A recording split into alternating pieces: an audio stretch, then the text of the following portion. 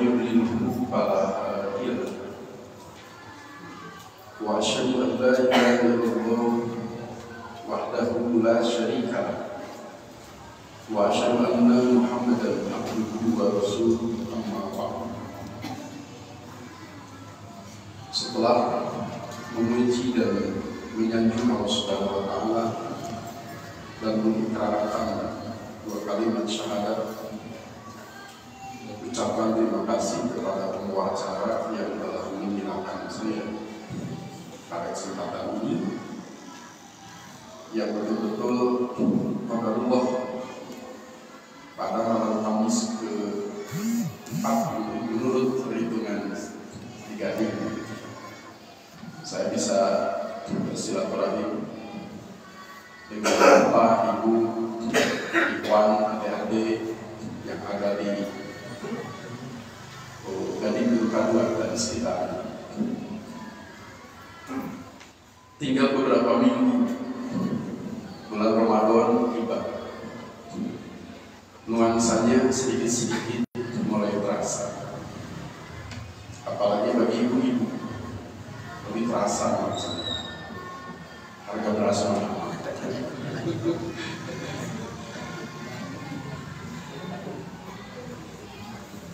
Pada kesempatan ini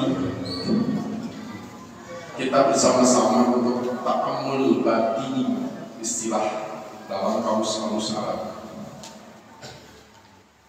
atau bahasa dari bentuk keduanya introspeksi terkait level apa, pada level apa kita berada, pada tingkat apa kita berada dari Allah Subhanahu wa Ta'ala, sebelah mana kita berada, di mana posisi kita sekarang. Maka predikat yang tertinggi menurut yang kita temukan di dalam Al-Quran, dan surga disediakan itu untuk mereka, uidah, disediakan orang-orang yang sudah sampai kepada tingkat level orang-orang bertakwa, uidah lil muttaqin. Apakah kita sudah ada di level itu? Sudah sampai di tingkat itu atau belum? Selain Allah Subhanahu wa Ta'ala yang Maha tahu, tentu kita sendiri yang bisa lebih tahu daripada orang lain. Lebih orang teh terus kalau jadi takwa karena kita aja sudah berapa banyak nikmat Allah yang kita terima, sudah berapa petunjuk yang kita dapatkan dari Quran, dari Sunnah. Apakah dijadikan medium untuk kita mencapai derajat ini atau tidak? Untuk mengetahuinya, ada barometer di dalam Quran dan Sunnah. Ada tolak ukur di dalam Quran dan Sunnah. Sangat banyak, tersebar di beberapa ayat, tersebar di beberapa hadis yang jumlahnya sangat-sangat banyak. Tentu waktu yang singkat ini tidak akan cukup untuk membahas keseluruhan dari barometer tersebut, dari tolak ukur tersebut. Maka kita ambil sebagiannya. Pertama di antaranya pada surat Al-A'raf ayat 201. Allah berfirman yang berbunyi, A'udzu billahi minasyaitonir rajim. Innal ladzina taqaw, sesungguhnya orang-orang yang bertakwa, idza massahum ta'ifun minasyaiton tadakkaru, bila mereka ditimpa gangguan, godaan, bujukan, rayuan, was-was dari syaitan,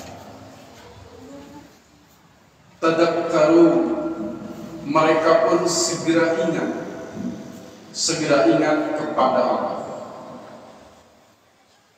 Karena ingat kepada Allah, فَإِذَا هُمْ مُبْصِرُونَ, maka ketika itu juga mereka melihat, mereka sadar, mereka, bahasa kini yang tersebar, mereka ngeh.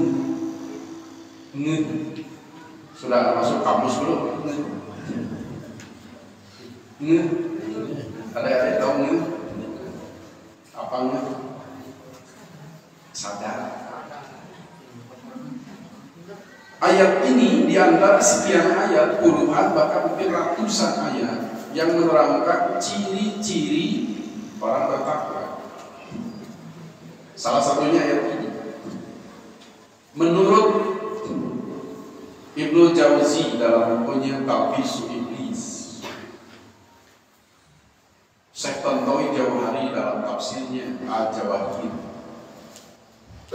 Ibnu Hajar dalam bukunya Fathul Bari, Al-Aini dalam bukunya Umdatul Qari, dari 4 sumber ini disebutkan sesuatu yang mirip, yang sama persis, bahwa manusia itu diberi oleh Allah Subhanahu wa Ta'ala 3 kekuatan. 3 kekuatan. Dengan kekuatan inilah yang menjadi modal hidup kita, sehingga bisa bahagia, senang, bahkan dunia dan akhirat. Tetapi kalau bisa menggunakannya, yang pertama apa? Kuwatun ghadabiyah, kekuatan amarah. Kita punya kekuatan amarah, bahkan binatang pun punya. Yang kedua kekuatan apa? Syahwatnya, syahwat.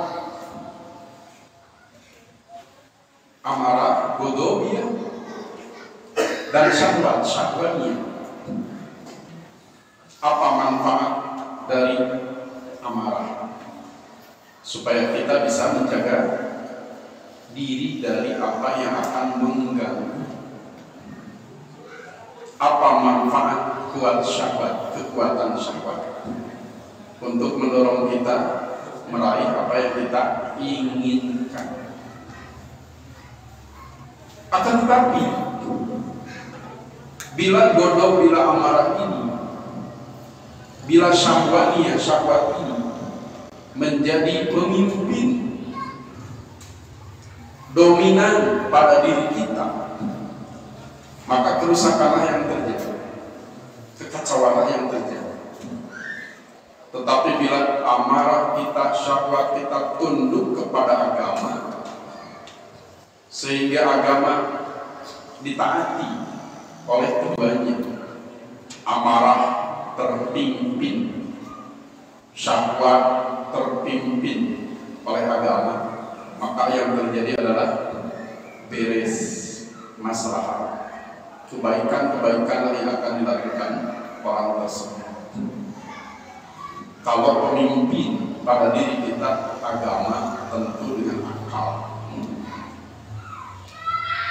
Menurut ayat ini, orang yang bertakwa adalah orang yang bisa mengendalikan kekuatan amarahnya.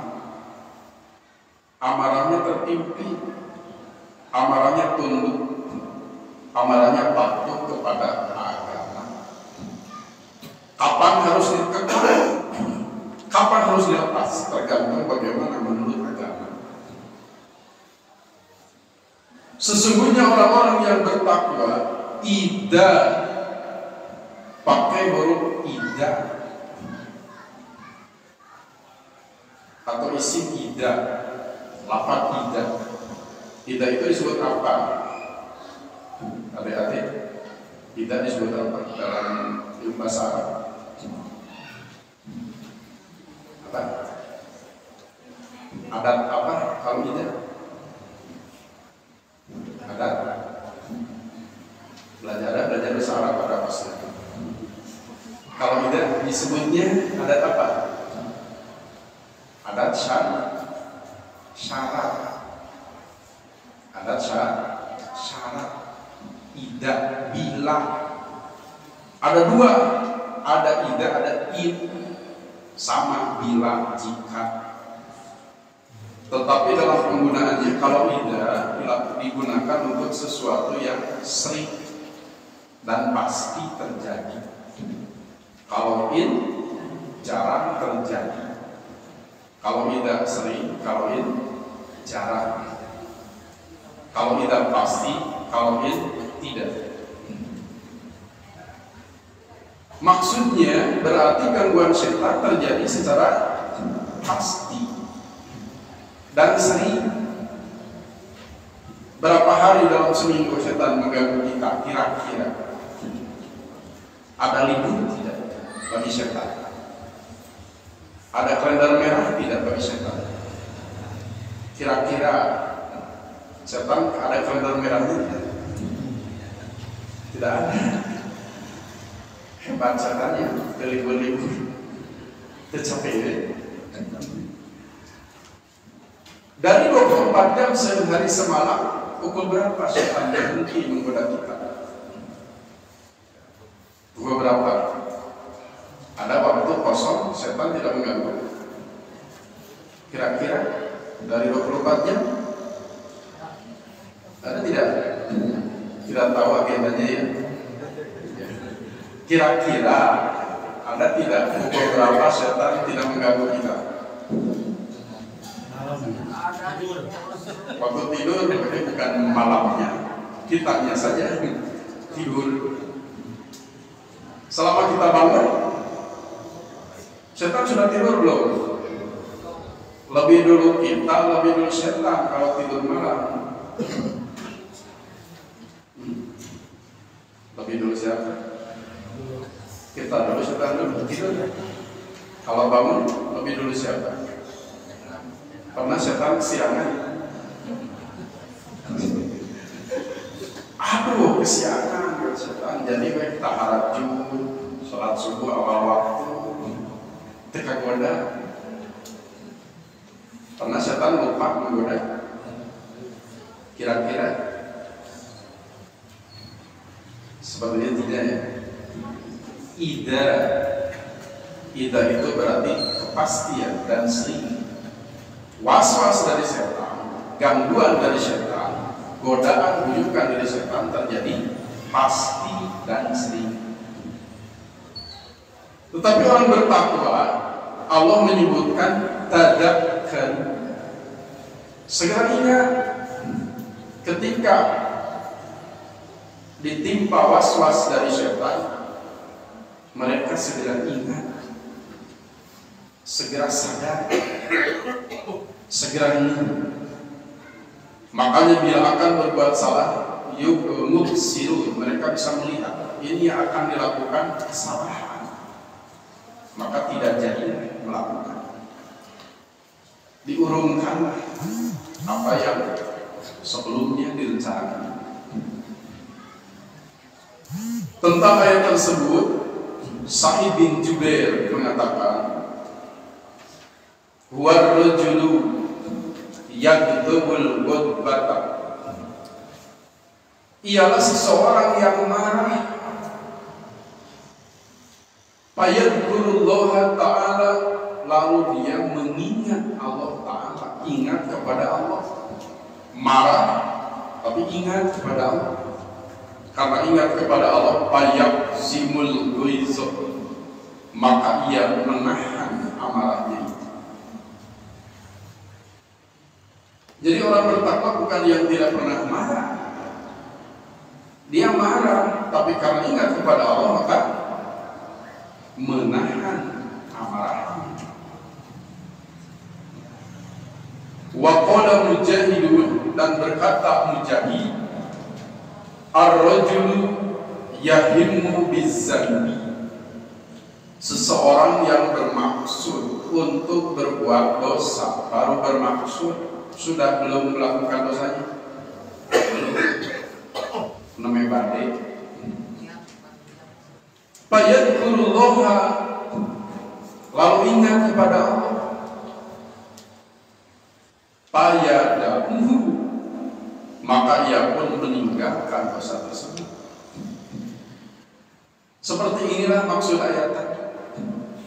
Ketika orang bertakwa ditimpa godaan, rujukan, rayuan, was-was dari syaitan, tetap kalau mereka segera ingat, segera sadar, ini dari syaitan, jangan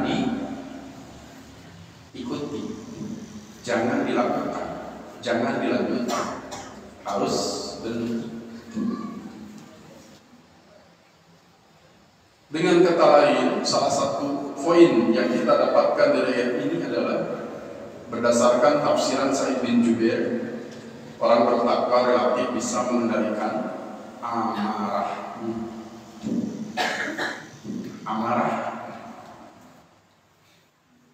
Makanya Rasul ketika seseorang marah, apa yang beliau sarankan? Riwayat yang pertama menyebutkan berwudu. Sesungguhnya syaitan diciptakan dari api, api hanya bisa padam dengan air, maka bila marah di antara kalian, falyatawaddo, berwudulah. Pada riwayat lain, bila kalian marah ketika berdiri, falyajlis,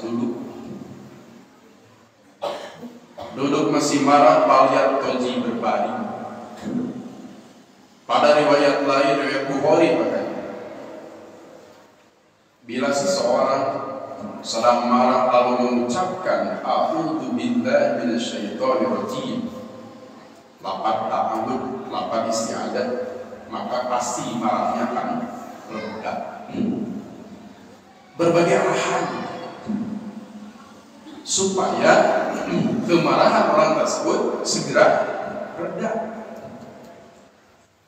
Kalau reda berarti kendali syaitan lepas. Kalau tidak reda-reda berarti syaitan terus mengendalikan, terus mendominasi. Makanya menurut Ibnu Hajar Al-Haythami dalam bukunya Az-Zawajir an Iqtirabil Kabair, bila kita sedang marah, kita seperti bola sepak. Bola sepak yang berluasa digunakan oleh anak kecil. Anak kecil mau mengapakan saja bola sepak bebas, leluasa, karena bola sepaknya pasrah, tidak berdaya. Mau ditendang bisa tidak bola sepak? Menghindar tidak kalau ditendang?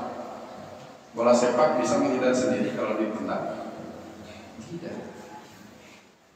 Dipukul, dicoret-coret, apapun yang ingin dilakukan seorang anak kecil kepada bola sepak, tidak berdaya bola sepak. Kita ketika marah, tak ubahnya seperti bola sepak tadi. Anak kecil tadi syaitan yang mengendalikan penuh kepada kita. Maka bisa dengan berwudu, dengan mengucapkan isti'adzah, atau berubah posisi kepada posisi yang lebih rendah. Orang bertakwa bila ditimpa was-was dari syaitan, tadakkaru, mereka pun segera ingat. Fa'idza hum mubsirun, maka ketika itu juga mereka melihat kesalahan-kesalahannya. Ada lagi barometer lain tentang ketakwaan ini. Sama dengan yang tadi terjadi pada kehidupan sehari-hari kita. Hadis ini banyak yang meriwayatkannya. Di antaranya adalah At-Tirmidzi pada judul kitab Sifat Kiamah nomor 2459. Ibnu Majah pada kitab Juhud nomor 4215. Al-Hakim pada kitab Riqaq nomor 8064 dan berkata sahih. Ad-Dahabi pada Talhis menyebutkan sahih juga, seperti yang ditulis pada kitab Al-Musarraf juz 5 halaman 239. Kata Imam At-Tirmidzi telah telah menceritakan kepada kami Abu Bakar bin Abu Nadr. Kata Abu Bakar bin Abu Nadr telah menceritakan kepada kami Abu Nadr, ayah dari Abu Bakar.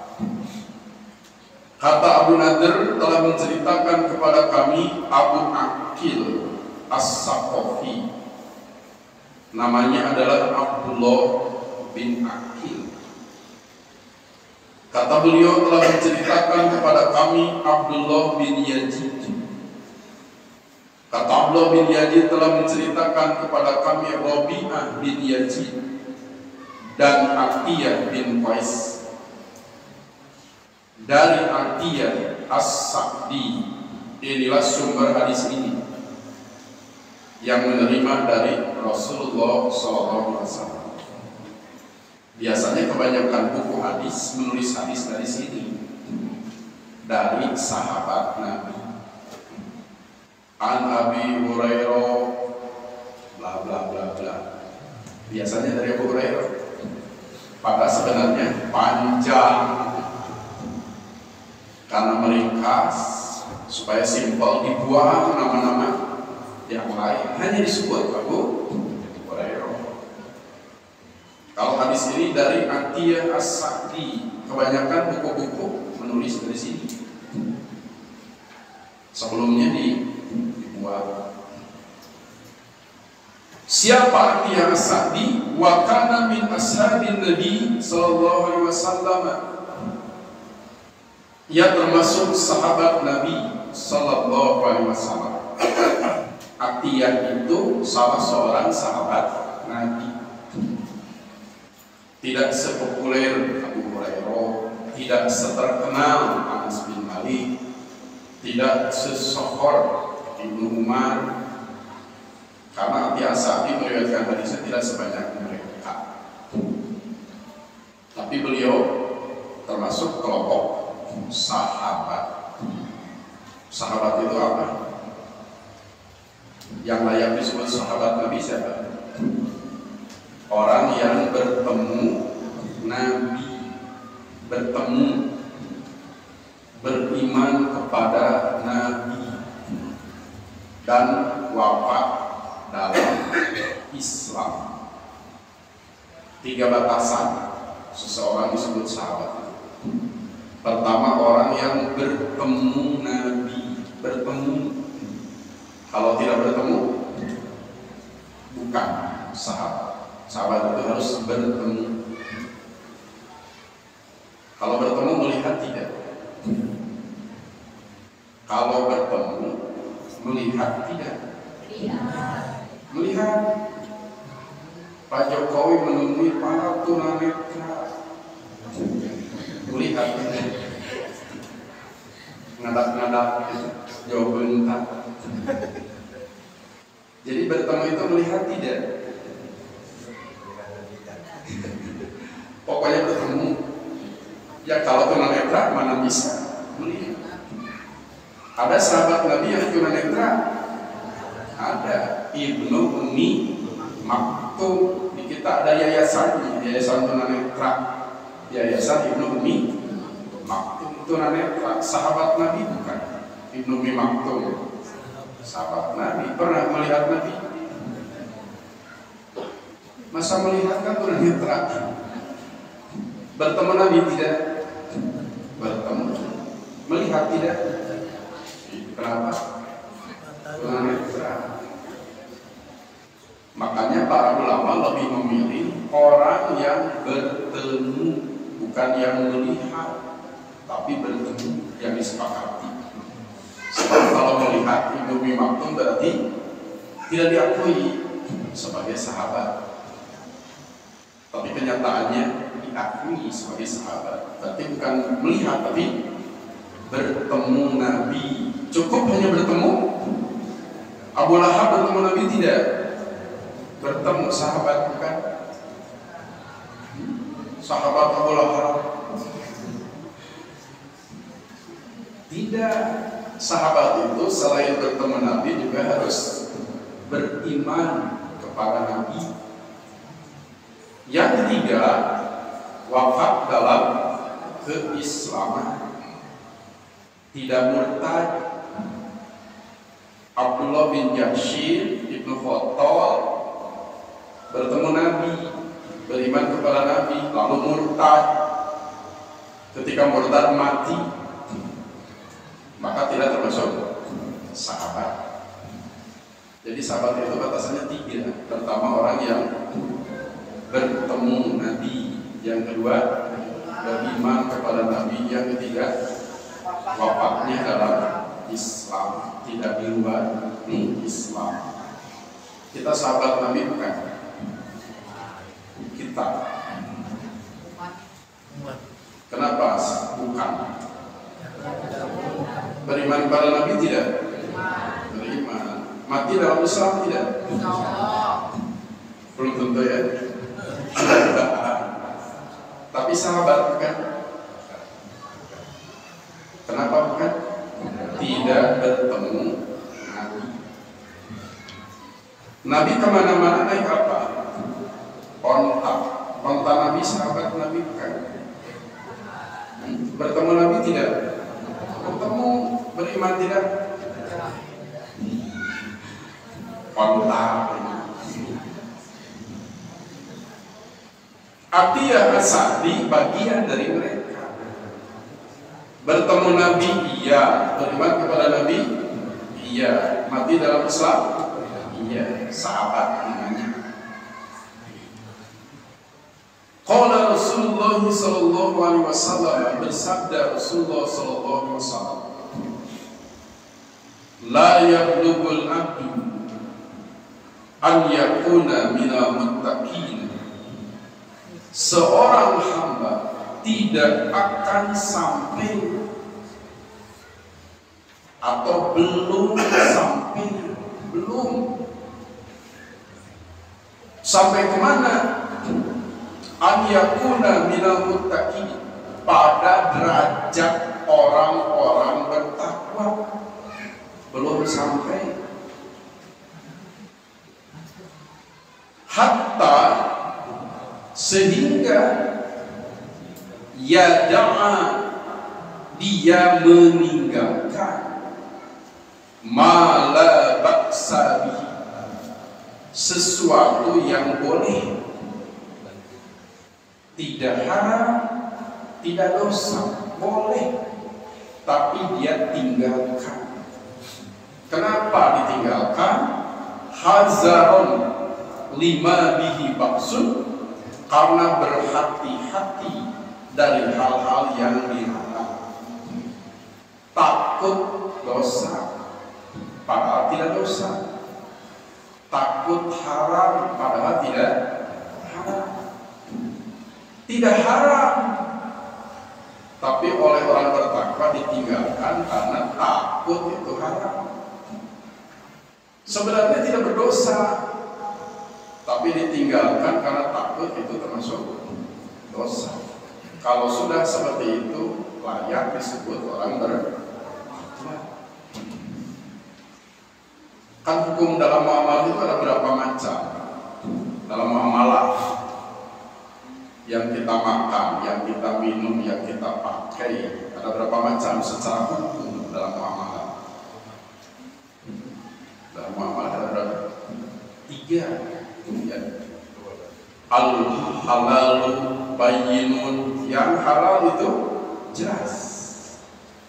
Wal haramu bayyinun, yang haram pun jelas. Halal haram itu jelas. Wa bainahuma mushtabihat, antara halal dan haram ada syubhat. Apa itu syubhat? Masih diragukan apakah halal atau haram. Pasti halal tidak? Pasti haram tidak? Diragukan. Tapi kata Nabi bagaimana? Barang siapa yang menjauhi yang syubhat, maka berarti dia membersihkan kehormatannya dan agamanya. Barang siapa yang kena kepada syubhat, maka ia akan kena kepada yang haram. Paman syubhat waqa'a bil haram. Pasti jatuhnya kepada yang haram. Berarti yang syubhat ini lebih condong kepada haram. Condongannya lebih baik ditinggalkan, lebih baik dimakan, ditinggalkan. Kalau sudah seperti itu, baru layak disebut orang beramal. Tidak apa-apa, tidak dosa, tidak haram, tapi ditinggalkan, dihindari, takut haram, takut dosa. Bagaimana kalau jelas haram akan ditinggalkan tidak oleh mereka? Jelas-jelas haram akan ditinggalkan tidak? Jelas-jelas dosa akan ditinggalkan tidak? Lebih ditinggalkan. Yang tidak dosa ditinggalkan, takut dosa. Yang tidak haram ditinggalkan, takut haram. Bagaimana yang jelas haram? Bagaimana yang jelas dosa? Lebih ditinggalkan. Seperti itulah orang bertakwa itu menurut hadis ini. Kita termasuk tidak? Kita termasuk tidak?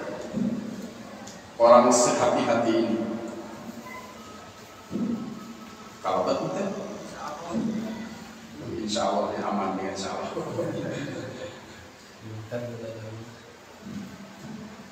Kadang-kadang yang jelas haram saja masih dimakan. Yang jelas haram. Kadang-kadang yang jelas dosa saja masih dilakukan. Berarti derajat orang takwa masih jauh dari orang ini. Pada sanad At-Tirmidzi dan Ibnu Majah terdapat rawi bernama Abdullah bin Yazid ad-Dimashqi. Berkata Al-Jawzajani, hadis-hadisnya munkar. Demikian juga menurut As-Sa'di. Al-Hafidz berkata dhaif. Ad-Dahabi berkata At-Tirmidzi menghasankannya. Tadi disebutkan berapa orang yang meriwayatkan hadis ini tadi. Tirmidzi 1, Ibnu Majah 2, dan Al-Hakim. Berapa orang berarti? 3 orang. Tapi yang dhaif riwayat siapa? Tirmidzi dan Ibnu Majah. Lemah hadis ini. Tapi hadis Al-Hakim tidak lemah. Sebagian lemah, sebagian tidak. Apakah ada orang seperti tadi? Orang yang seperti tadi ada tidak? Ekstra hati-hati dalam kehidupan ini. Jangankan yang jelas dosa, jangankan yang jelas haram, yang tidak haram, tidak dosa pun ditinggalkan. Ada tidak orang seperti itu? Ada tidak? Yang pertama, lihat hadis setelahnya. An Abi Hurairah radhiyallahu anhu anin Nabi sallallahu alaihi wasallam qala. Dari Abu Hurairah radhiyallahu anhu dari Nabi sallallahu alaihi wasallam bersabda, "Inni la'an qalibu ila ahli." Ketika aku pulang kepada keluargaku, fa'ajidu tamrata, aku menemukan kurma sakitatan ala firashi, jatuh di tempat tidurku. Jadi Rasul menemukan kurma di rumah siapa? Kalau di tempat tidurku, di rumah siapa? Di rumahnya. Menemukan kurma di rumah sendiri. Halal. Milik siapa ya? Di rumah sendiri. Berarti kurma siapa? Ya tergantung. Suka ada orang lain gak masuk tidak? Ya. Rasul menemukan kurma jatuh di tempat tidurku, kata beliau. Fa'arfa'uha, maka aku ambil, li'akulaha, untuk aku makan. Diambil untuk dimakan. Summa akhsha an takuna shadaqatan, kemudian aku takut, cemas, khawatir, jangan-jangan kurma itu kurma zakat. Kurma zakat bukan, khawatir kurma zakat, jangan-jangan kurma zakat. Jadi kurma zakat bukan, belum pasti. Jangan-jangan, kalau jangan-jangan pasti belum. Menemukan di rumah siapa? Rumah sendiri. Tapi ada ketakutan, kekhawatiran, tidak halal, jangan-jangan. Pakul kiha, hingga aku tidak jadi memakannya. Kenapa tidak jadi? Kenapa? Karena takut jangan-jangan bukan kepunyaan beliau. Walaupun menemukannya di rumah siapa? Di rumah sendiri. Bagaimana kalau di rumah orang lain? Akan dimakan tidak oleh Nabi. Kalau menemukan korbannya di rumah orang lain, di rumah sendiri saja tidak jadi dimakan. Ini contoh, ada orangnya seperti yang disebutkan pada hadis tadi. Walaupun belum pasti dan tidak pasti ini dosa, tidak pasti ini haram, tapi ditinggalkan karena takut haram, takut dosa. Padahal Nabi menemukan kurma di rumah sendiri. Aman di Indonesia juga kalau semuanya seperti Nabi. Ya. Tidak akan memakan yang tidak jelas halalnya. Ada lagi contoh lain yang barusan riwayat Al-Bukhari, sahih hadisnya. Imam Bukhari menyimpan hadis ini pada Sahih Bukhari pada judul kitab Luqatoh. Luqatoh itu apa? Barang temuan. Nomor 2432. Ada tidak selain Nabi orang seperti tadi? Tidak halal, tidak haram, tapi ditinggalkan, takut haram. Tidak dosa, tapi ditinggalkan, takut dosa. Hadis yang berikutnya riwayat Al-Bukhari juga dalam judul Kitab Manaqib Ansor pada nomor 3842 dalam Sahih Bukhari.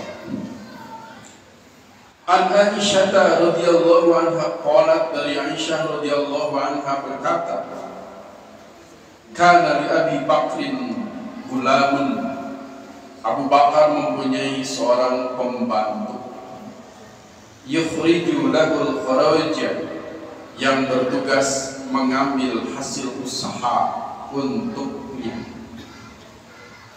Wa kana Abu Bakrin yakulu min kharajihi, Abu Bakar pun memakan dari hasil usaha pembantunya tersebut.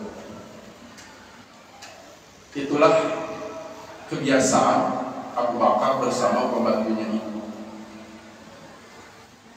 Faja'a yauman bisyai'in, pada suatu hari pembantunya itu datang dengan membawa makanan. Siapa yang membawa makanan? Pembantunya, pembantu Abu Bakar. Fa'akala minhu Abu Bakr, lalu Abu Bakar memakannya. Faqala lahul gulam, lalu pembantunya itu bertanya kepada Abu Bakar, atadri ma hadza, tahukah Anda barang yang Anda makan itu? Faqala Abu Bakrin wa ma huwa. Abu Bakar bertanya, apakah itu? Tahu tidak makanan tadi dari mana? Abu Bakar memakannya, ditanya oleh pembantunya ini, tahu tidak makanan yang barusan Anda makan itu dari mana? Statusnya makanan apa? Asal usulnya dari mana? Abu Bakar tidak tahu, makanya bertanya, wa ma huwa, apakah itu? Qala, pembantunya berkata, kuntu taqahhantu li insanin bil jahiliyah. Dahulu pada zaman jahiliyah, aku adalah orang yang pernah meramal untuk seseorang sebagai dukun. Jadi pembantu Abu Bakar ini mantan dukun, sudah mantan. Sebelumnya pernah jadi seorang dukun. Wa ma uhsinul kihana, dan aku tidak pandai dalam perdukunan. Illa anni khadantuhu, kecuali aku menipunya. Sebetulnya tidak tahu perdukunan, tapi menipu yang datang saja. Siapa yang datang ditipu lagi. Tapi percaya yang datang itu kepada yang menipu itu. Pada tiani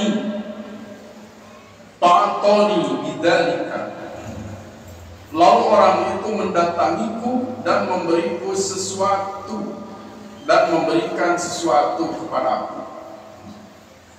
Mungkin petunjuk dari mantan dukun ini ketika jadi dukun dulu, petunjuknya cocok dengan yang datang, dengan yang minta, dengan yang bertanya, sehingga yang bertanya, yang datang merasa dijasai oleh, merasa dijasai, maka balas jasa. Dengan apa? Memberikan sesuatu kepada pembantu Abu Bakar ini. Fahadal ladzi akalta minhu, itulah hasilnya yang tadi Anda makan. Jadi makanan tadi dari mana? Pemberian dari mantan konsumen orang ini ketika jadi dukun. Mantan konsumen namanya sanes. Upami kana kadukun. Konsumen pasien. Oh, pasien. Customer. Mantan pasien pembantu Abu Bakar ini ketika dia sedang jadi dukun. Makanan tadi dari dia, pemberian. Di mana sekarang posisi makanannya? Sudah masuk perut Abu Bakar. Kalau kita jadi Abu Bakar bagaimana? Tanggung sudah masuk ini. Tapi lihat yang dilakukan Abu Bakar. Fadkhala Abu Bakrin yadahu, maka Abu Bakar memasukkan jarinya ke dalam mulutnya. Jari apa? Jari tangan. Biasanya jari mana yang dimasukkan? Telunjuk biasanya. Tapi dalam hadis ini tidak disebut secara detail. Abu Bakar memasukkan jarinya ke dalam mulutnya untuk apa? Faqa'a kulla syai'in bi batnihi, sehingga memuntahkan segala sesuatu yang ada di dalam perut. Jadi apa gunanya memasukkan jarinya ini? Memancing supaya yang tadi masuk keluar lagi. Kenapa Abu Bakar melakukan itu? Dalam rangka apa? Dalam rangka hati-hati, teliti, beliau tidak akan minyak tidur bila ke dalam perutnya masuk makanan yang tidak jelas halalnya. Bagaimana dengan perut kita? Perut kita yang jelas halal yang masuk atau campur-campur? Mudah-mudahan hanya yang jelas halal yang masuk pada perut kita. Tapi Abu Bakar bagaimana? Sikap apa yang ditunjukkan kepada kita? Ternyata kehati-hatian Nabi tertular kepada para sahabat. Nabi-nya saja seperti itu, seorang pemimpin. Nabi itu kan pemimpin. Ternyata umat pun, rakyat pun tersinggung oleh Nabi. Coba kalau Nabi tidak begitu, pemimpinnya tidak begitu, tentu rakyatnya pun tidak begitu juga. Punya pemimpin sangat hati-hati, rakyatnya pun sangat teliti. Walaupun sudah masuk perut, tapi Abu Bakar tidak ridho kalau perutnya kemasukan sesuatu yang kehalalannya masih dipertanyakan. Layak tidak Abu Bakar disebut orang bertakwa? Layak, cocok dengan hadis. Kalau Rasul tidak perlu ditanya. Beliau imam lil muttaqin, imam bagi orang yang bertakwa. Makmumnya saja bertakwa, bagaimana imam? Apalagi imamnya. Tapi ada yang mengatakan wajar para sahabat demikian, kan dididik langsung oleh Nabi. Kita dididik oleh siapa? Ya oleh guru kita, oleh orang tua kita. Wajar Abu Bakar mah gitu oke, dididik pun Nabi langsung. Ada yang bicara demikian. Tetapi ada contoh yang lainnya. Imam Asyurbasi menulis biografi Imam 4 Madhab. Bahasa anak sekarang kupas tuntas biografi Imam 4 Madhab. Siapa saja Imam 4 Madhab itu? Abu Hanifah. Salah Abu Hanifah, Malik bin Anas, Imam Malik. Setelah Imam Malik, Asy-Syafi'i, Muhammad bin Idris Asy-Syafi'i. Yang terakhir Hambali. Siapa Hambali? Ahmad bin Hambal. Abu Hanifah, Imam Malik, Imam Syafi'i, Ahmad bin Hambal. Ini Imam 4 Madhab. Makanya judul buku yang ditulis Asyurbasi ini Al-A'immatul Arba'ah. Apa artinya? Imam yang 4. Pada halaman 65 di buku tersebut tertulis Abu Hanifah jalisun yauman bisyamsi. Abu Hanifah duduk suatu hari di bawah terik matahari di tempat panas. Bil qurbi min baiti insan, dekat rumah seseorang. Jadi ada rumah dekat beliau berdiri itu. Duduk dekat beliau duduk itu ada rumah. Kalau ada rumah berarti bisa berteduh. Tapi Abu Hanifah lebih memilih duduk di tempat panas. Walaupun dekat beliau duduk ada rumah untuk berteduh. Faqila, lalu ada yang berkata, lau tahawwalta ila zidi, seandainya Anda beralih ke tempat teduh. Kenapa di tempat panas duduknya? Tidak di tempat teduh saja.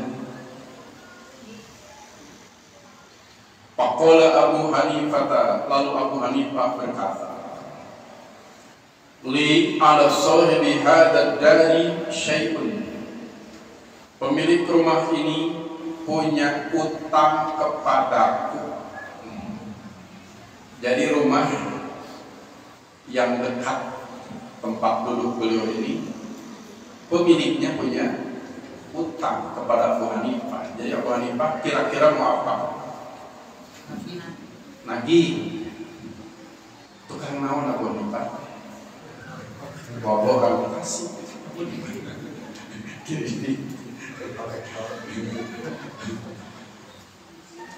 Manusia, para ulama manusia bukan? Manusia punya apa kalau manusia? Punya istri, punya anak, punya keluarga, perlu biaya hidup. Maka para ulama pun ada yang menjadi pedagang sambil berdagang, ada yang membuka servis jam tangan, as-sa'di, ada juga yang jual minyak wangi dan lain-lain. Abu Hanifah itu pedagang. Jadi ulama pedagang, Abu Hanifah. Ulama yang juga pedagang. Makanya wajar ada catatan ini. Pemilik rumah itu punya utang kepadaku. Faqarihtu an astadilla bidilli hadihi. Maka aku tidak suka jika berteduh dengan bayangan dindingnya. Hoyong mah hoyong niuhan, tapi nu gaduh bumi teh boga utang. Fayakunu dalika jaro manfaatin. Karena itu berarti mengambil manfaat dari utang. Kalau mengambil manfaat dari utang, hukumnya apa? Di Bulughul Maram juga ada hadisnya. Kullu fardin jarra manfaatan bahwa riba. Setiap utang yang menarik manfaat itu adalah riba. Jadi kenapa Abu Hanifah tidak mau bertemu dengan rumah itu? Takut termasuk riba. Termasuk riba? Tidak. Kalau bertemu hanya sekedar bertemu di rumah yang punya utang, termasuk riba? Tidak. Termasuk tidak? Tidak. Tapi Abu Hanifah meninggalkan. Kenapa? Takut termasuk. Apalagi yang riba jelas pasti lebih dijauhi. Yang tidak riba saja dihindari, takut riba. Lagi-lagi dipertontonkan kepada kita orang-orang yang bertakwa. Dari mana diketahui mereka bertakwa? Meninggalkan yang tidak apa-apa karena takut apa-apa. Meninggalkan yang tidak haram karena takut haram. Meninggalkan yang tidak dosa karena takut dosa. Yang bukan riba pun dihindari sebab khawatir termasuk riba. Kira-kira zaman sekarang masih ada orang seperti ini? Di mana? Kalau Abu Hanifah hidupnya kapan? Tahun 150 Hijriah beliau wafat. Tuh tahun segitu. Sekarang 1445 Hijriah. Abu Hanifah itu tahun 150 wafatnya. Pada tahun Imam Asy-Syafi'i lahir. Imam Asy-Syafi'i lahir tahun 150, Abu Hanifah wafat di tahun itu juga. Jadi belum pernah berjamaah sholat subuh. Belum pernah Abu Hanifah dengan Imam Syafi'i sholat berjamaah. Tahun 150 Abu Hanifah wafat, Imam Syafi'i baru lahir. Kalau baru lahir bisa berjamaah, kalau wafat bisa imaman. Wafat imaman. Karena ada cerita katanya Abu Hanifah dengan Syafi'i sholat subuh berjamaah. Abu Hanifah kunut. Selesai sholat ditanya, kenapa kunut? Biasa oke? Kata Abu Hanifah, takriman di Syafi'i, menghargai pendapat Imam Syafi'i. Padahal Syafi'inya belum lahir. Abu Hanifahnya wafat tahun 150, Syafi'i baru lahir. Itulah hebatnya sejarah, bisa menelanjangi para penulis oleh sejarah. Ternyata alasan wajar dididik oleh Nabi, ternyata ada yang tidak langsung dididik Nabi, tapi hati-hati seperti Nabi, hati-hati seperti para sahabat. Yang terakhir, Su'ilat Imam Ahmad. Imam Ahmad rahimahullah ditanya, bima talilul qulub, dengan apakah hati melunak? Hati itu ada yang lunak, ada yang keras. Keras hati. Dinasihatan 1000 kali pun tetap saja seperti itu. Pada sudah 1000 kali. Kenapa hatinya keras? Imam Ahmad ditanya, bisa lunak tidak hati? Kalau bisa, bima, dengan apa? Faqala, lalu beliau menjawab, ya bunayya, hai anakku. Padahal bukan anaknya yang bertanya, atau susi yang bertanya. Bi'aklil halali, dengan memakan yang halal, hati bisa lunak. Kalau dengan yang haram, sebaliknya berbeda. Keras, semakin sering semakin keras hati. Na'udzubillahi min. Ini diriwayatkan oleh Abu Nu'aim dalam kitab Hilyatul Awliya pada juz 9 halaman 180. Juga pada buku tadi biografi Imam Al-Madhab Al-Ta'imah Arba'ah halaman 202. Selain dapat mengendalikan amarah, ternyata orang bertakwa pun hidupnya ekstra hati-hati, ekstra teliti. Hadis ini dimuat dalam buku Riyadhus Shalihin pada judul Waro dan menjauhi syubhat. Nabi berbuat demikian, Abu Bakar berbuat demikian. Tidak ketinggalan salah satu imam madhab pun, Abu Hanifah, memperlihatkan kepada kita mengikuti Nabi dan sahabat radhiyallahu anhu.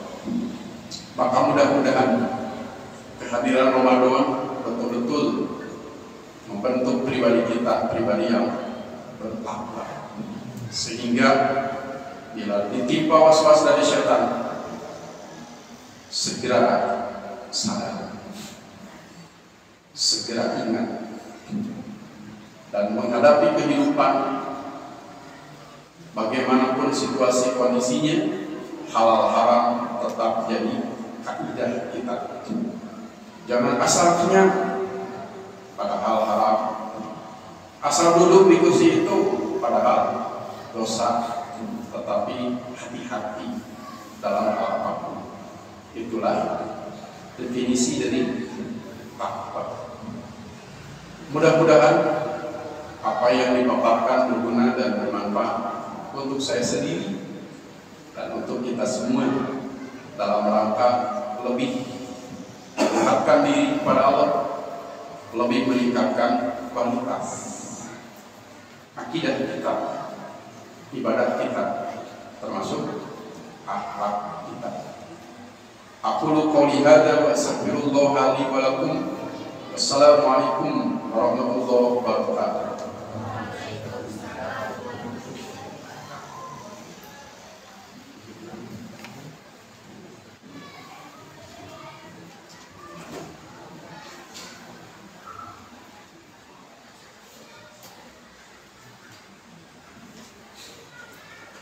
Alhamdulillah, jazakallahu khairan katsiran kepada Ustadz Hamdan yang telah menyampaikan kajian pada malam ini dengan begitu jelas dan rinci. Akan tetapi tidak menutup kemungkinan kepada bapak-bapak, ibu-ibu, serta adik-adik saya barangkali ada yang mau ditanyakan, silakan.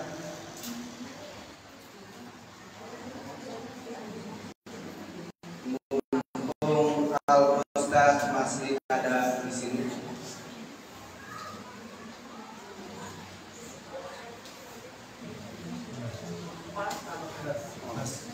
Kelihatannya tidak ada. Sebelum saya tutup, saya ingatkan kembali kepada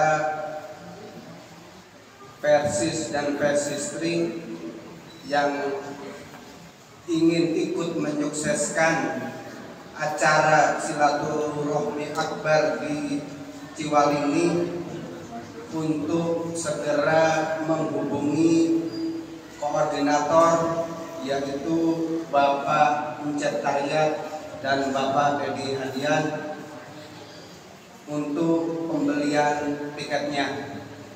Jadi sebelum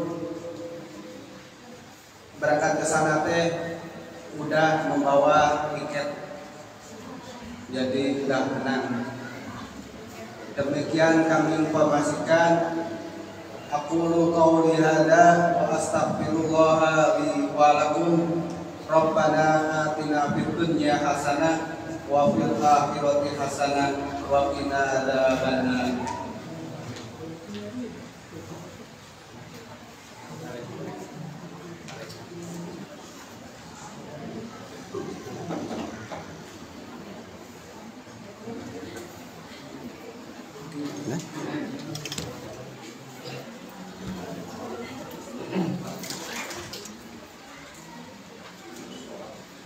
Allahu akbar.